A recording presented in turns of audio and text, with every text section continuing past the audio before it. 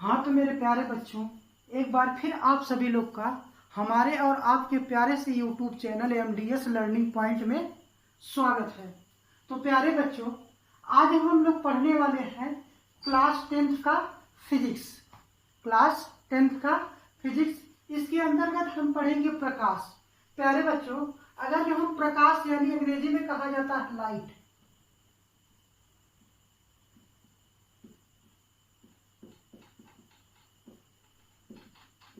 Light के अंतर्गत हमें देखिए क्या क्या पढ़ना है। प्रकाश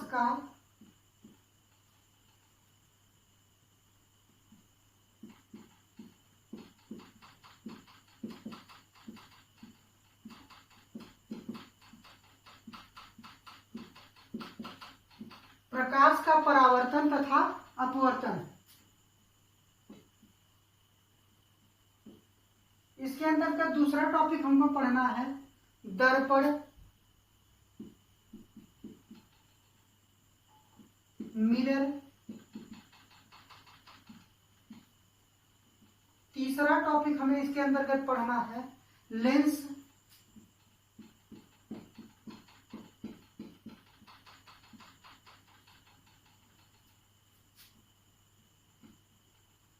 अगला टॉपिक हमें पढ़ना है मानव नेत्र।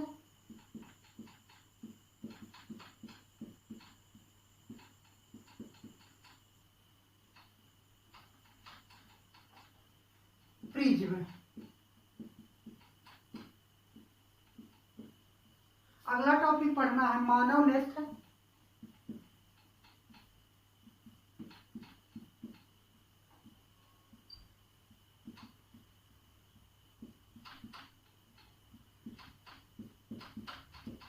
मानव नेत्र तथा दृष्टि दोष। इतने टॉपिक हम लोगों को पढ़ना है प्रकाश के अंतर्गत बच्चों। तो सबसे पहला हम लोग आज स्टार्ट करेंगे। पहला चैप्टर है आप लोग का प्रकाश का परावर्तन तथा अपवर्तन। नोट करिए आप लोग और आगे बढ़ा जाए हम लोग।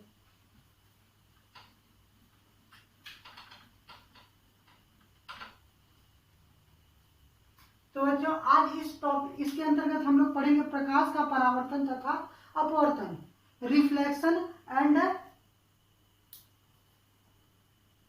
Reflection of light, reflection and refraction of light. Prakash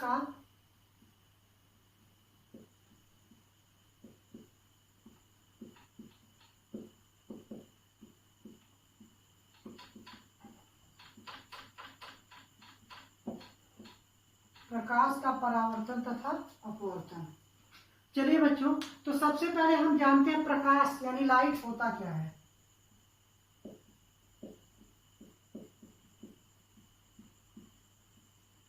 Prakash कहते किसे हैं? प्यारे बच्चों, अगर जो कहा जाए तो प्रकाश जो होती है यह एक प्रकार की ऊर्जा होती है। प्यारे बच्चों, अगर जो प्रकाश ना हो तो सोचिए क्या होगा। अगर जो एक कमरा हो, उस कमरे चारों तरफ से पूरा बंद हो, उसमें प्रकाश के घुसने के लिए कहीं भी जगह थोड़ी सा भी ना हो, तो होगा क्या? हमें कोई भी वस्तु दिखाई नहीं देगी। प्यारे बच्चों, ऐसे अगर जो कोई कमरा हो, चारों तरफ से बंद हो, इसके अंदर कोई व्यक्ति ऐसे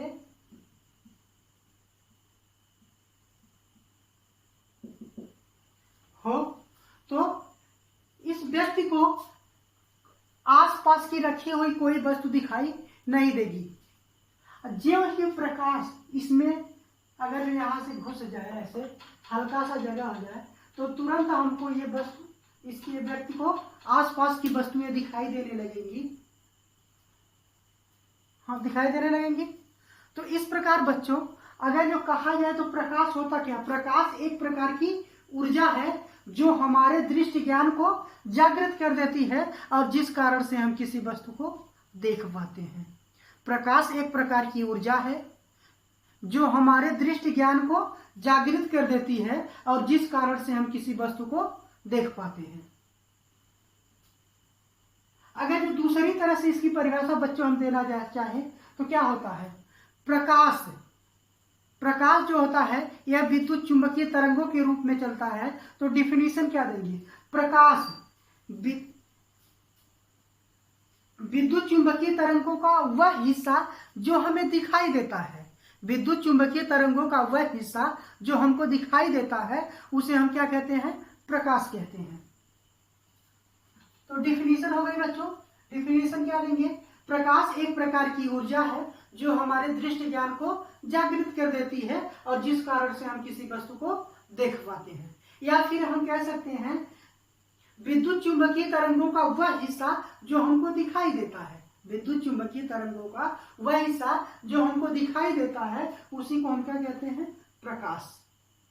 बच्चों अगर जो हम बात करें प्रकाश की प्रकृति का, प्रकाश के नेचर का, प्रकाश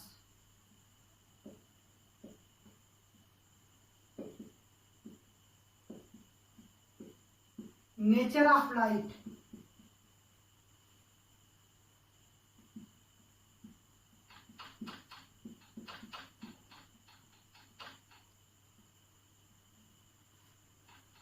पहला पॉइंट बच्चों, प्रकाश विद्युत चुंबकीय तरंगों के रूप में चलता है। प्रकाश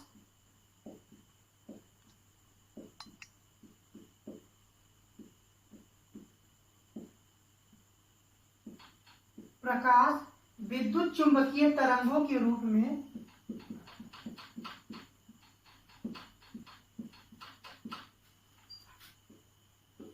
में चलता है। अब बच्चों बात आती है प्रकाश विद्युत चुंबकीय तरंग, यानी तरंग के रूप में चल रहा है। तो तरंग के रूप में आप नाम में बताया गया होगा तरंग का तरंग दैर्ध्य होता है। तो प्रकाश जब विद्युत तरंग के रूप में चल रहा है तो इसका भी तरंग दैर्ध्य होना चाहिए। तो इसका तरंग दैर्ध्य कितना होता है?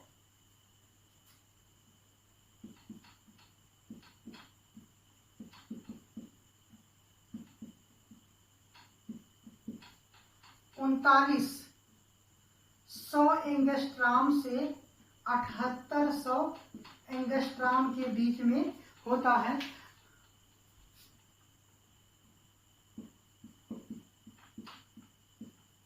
अगर जो हम बात करें 1 एंगस्ट्राम बराबर 10⁻⁻10 मीटर होता है।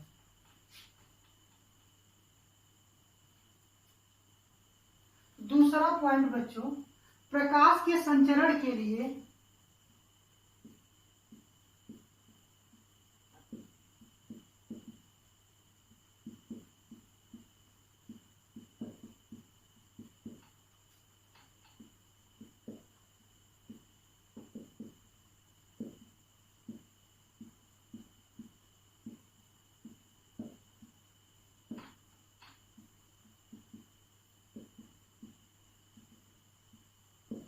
बच्चों प्रकाश के चलने के लिए माध्यम की आवश्यकता नहीं होती। प्रकाश के संचरण मतलब होता चलना। तो प्रकाश के संचरण के लिए माध्यम की आवश्यकता नहीं होती है।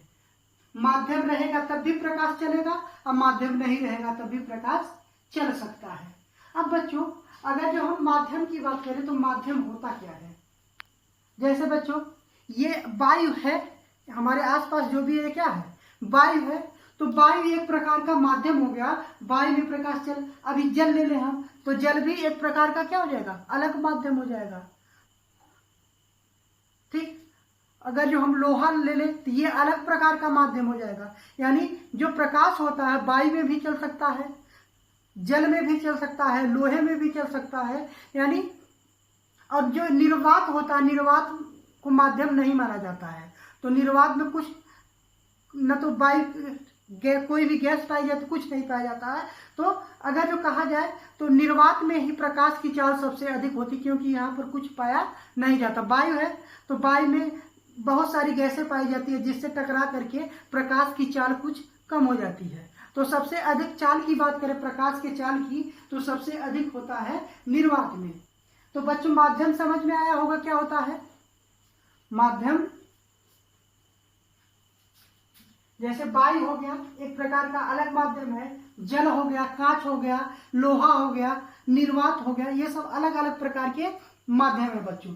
अगर जो हम माध्यम की बात करें तो माध्यम बच्चों दो प्रकार का होता है। एक होता है पारदर्शी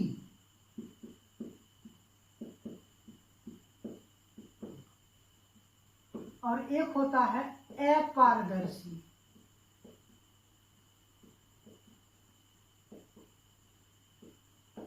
अब बच्चों पारदर्शी माध्यम क्या होता है? वह माध्यम जिसके आर पार देखा जा सके, वह माध्यम जिसके आर पार देखा जा सके उसे हम क्या कहेंगे? पारदर्शी माध्यम। तो वह माध्यम जिसके आर पार देखा जा सके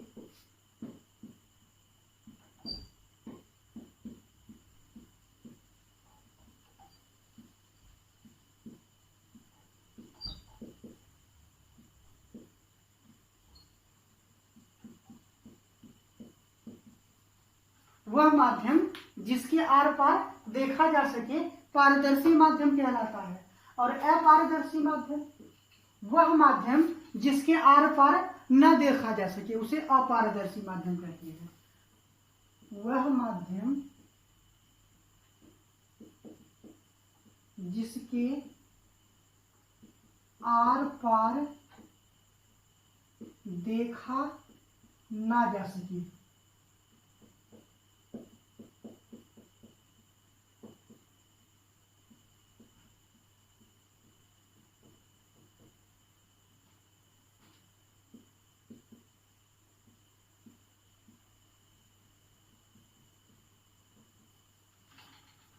वह माध्यम जिसके आर पार देखा न जा सके अपारदर्शी माध्यम कहलाता है। पारदर्शी माध्यम का एग्जाम्पल की बात करें बच्चों तो जैसे होता है वायु। वायु के आर पार हम देख सकते हैं, दिखाई दे रहा है बच्चों?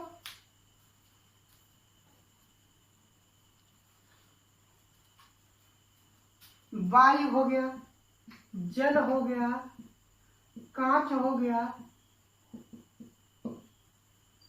ग्लिसरीन हो गया,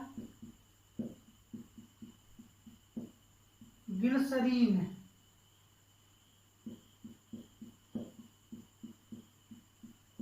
इत्यादि। वायु है बच्चों, वायु के आर पार हम देख सकते हैं। जल है, जल के आर पार देख सकते हैं, शुद्ध जल, साफ जल, गंदा जल नहीं। कांच, शीशा के आर पार हम देख सकते हैं। ग्लिसरीन भी बच्चों जल की तरह ही होता है, इसके आर पार हम देख सकते हैं। बच्चों अगर जो हम अपारदर्शी माध्यम की बात करें तो लकड़ी,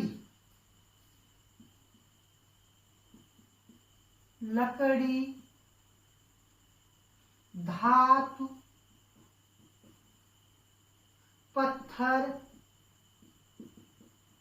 सीमेंट इत्यादि, ये सब के सब क्या होंगे?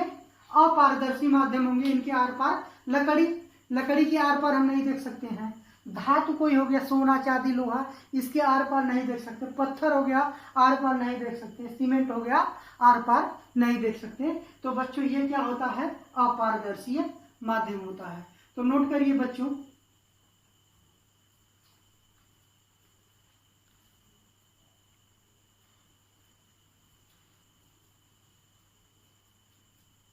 तो बच्चों हम लोग देख रहे थे प्रकाश की प्रकृति। तो सबसे पहली प्रकृति हम लोगों ने देखा, प्रकाश विद्युत चुंबकीय तरंगों के रूप में चलती है। इसका तरंग दैर्ध्य 3900 एंगस्ट्रॉम से लेकर के 7800 एंगस्ट्रॉम होता है और 1 एंगस्ट्रॉम बराबर होता है 10⁻⁻10 मीटर। प्रकाश के संचरण के लिए माध्यम की आवश्यकता नहीं होती है।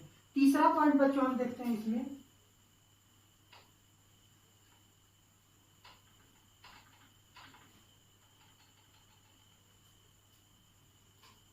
बच्चों प्रकाश की चाल जो होती है यह अलग अलग माध्यम में अलग अलग होती है। यानी प्रकाश की चाल माध्यम के ऊपर डिपेंड करता है कैसा माध्यम है। अगर जो ज्यादा सघन माध्यम है तो प्रकाश की चाल क्या हो जाएगी?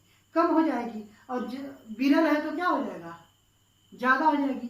बच्चों सघन और विरल का माध्यम पहले हम समझ लेते हैं। सघन क्या होता है और विरल। बच्चों सघन। सघन मतलब अगर जो माध्यम के कण बहुत पास पास है तो वो क्या होगा, सघन होगा। जैसे अगर जो हम कांच ले लें, कांच ले लें तो कांच के अणु बहुत पास पास होते हैं, एकदम बहुत पास पास होते हैं, तो जिस कारण से यह कांच सघन होता है। हवा अगर जो हम ले लें, हवा ले लें ऐसे, एक कांच हो गया, तो कांच की तुलना में हवा क्या होगा, हवा विरल होगा और ये सघन होगा। यही अगर जो हम जल ले लें, यहाँ ये हवा है, तो हवा की तुलना में जल क्या होगा, जल सघन होगा, ये विरल होगा। समझ आया होगा बच्चों। सघन और विरल माध्यम क्या होता है। सघन मतलब जिसमें बहुत पास पास हो, जिसमें चलना संभव ना हो सके, बहुत कठिनाई हो। तो बच्चों जैसे हम हवा में चले और जल में चले तो किसमें कठिनाई होगी, जल में चलने में दिक्कत होगी। क्यों, क्योंकि जल के माध्यम सघन है हवा की तुलना में।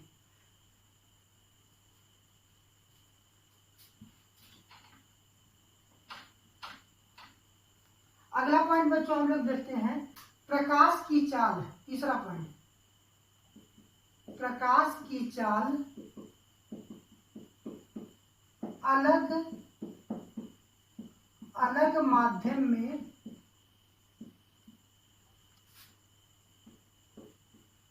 अलग अलग होती है। बच्चों प्रकाश की जो चाल होती है यह अलग अलग माध्यम में अलग अलग होती है। ऐसा नहीं है कि प्रकाश की चाल वायु में जो हो वही जल में होगी, वही कांच में होगी, वही लोहे में होगी, ऐसा नहीं होता है। अगर जैसा माध्यम होगा वैसी चाल होगी। अगर जो वायु है तो वायु में प्रकाश की चाल ज्यादा होगी, जल है तो जल में कुछ कम हो जाएगी, लोहा है तो लोहे में और कम हो जाएगी। तो बच्चों प्रकाश की चाल अलग अलग माध्यम में अलग अलग होती है। अगर जो हम बात करें प्रकाश की चाल की,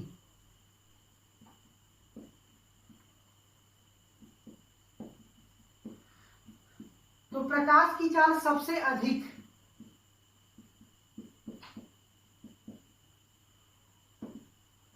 निर्वात में होती है। कितना होती है, 3×10⁸ मीटर प्रति सेकंड होती है। और सबसे कम की बात करें, सबसे कम हीरा, हीरा में कितना होती है, 1.25×10⁸ मीटर प्रति सेकंड होती है। 1.28 मीटर प्रति सेकंड होती है। नोट करिए।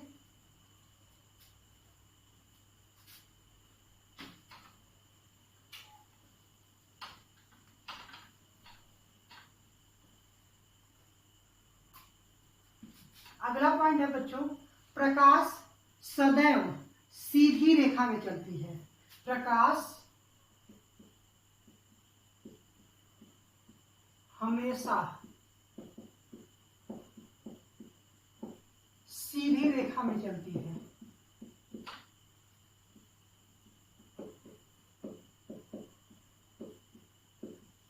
कैसे बच्चों, बच्चों अगर जो हम बात करें प्रकाश की बात, तो प्रकाश हमेशा क्या होती है, सीधी रेखा में चलती है। बच्चों देखिए कैसे, अगर जो हम एक ऐसे टॉर्च ले लें,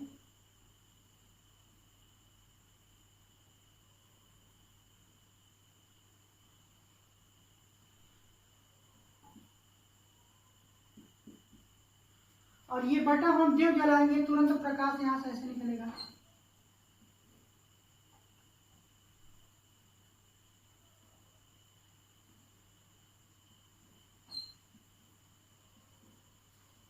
ऐसे सीधे जाएगा बच्चों। कभी भी ऐसा नहीं होता कि प्रकाश ऐसे चले, ये होता है, ऐसा चलता है क्या प्रकाश, टेढ़ा मेढ़ा। तो प्रकाश हमेशा क्या होता है, एक सीधी रेखा में चलता है, ऐसे ऐसे ना होकर के एकदम सीधी रेखा में चलता है। आई बात समझ में। दूसरा एग्जाम्पल अगर जो बच्चों हम देखें, प्रकाश सीधी रेखा में चलता है। अगर जो गर्मी का समय हो, सूर्य देवता एकदम उतावले हो किसी व्यक्ति को परेशान करने के लिए, तो वह व्यक्ति क्या करेगा, अपनी सेफ्टी के लिए जब भी निकलेगा तो छाता लेकर ऐसे निकलेगा ऊपर से लगा करके।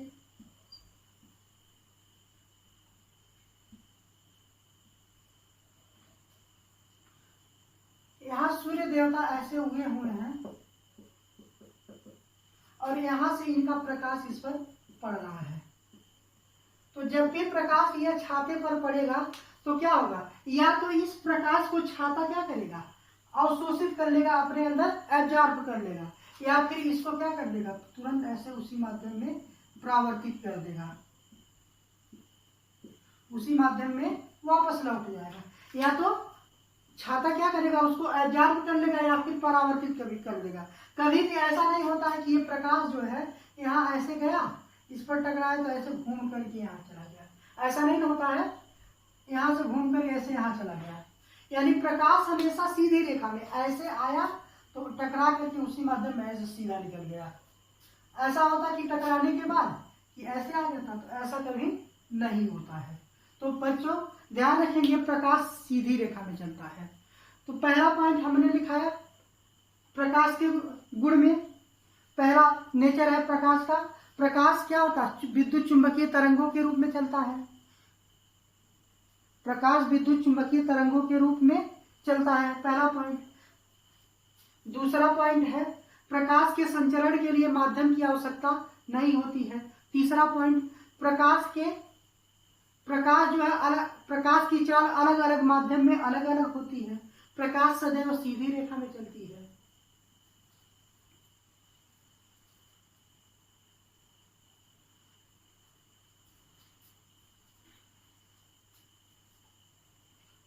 तो बच्चों आज के लिए बस इतना ही। और अगर ये वीडियो पसंद आए तो बच्चों तो लाइक, शेयर और सब्सक्राइब करना ना भूलें।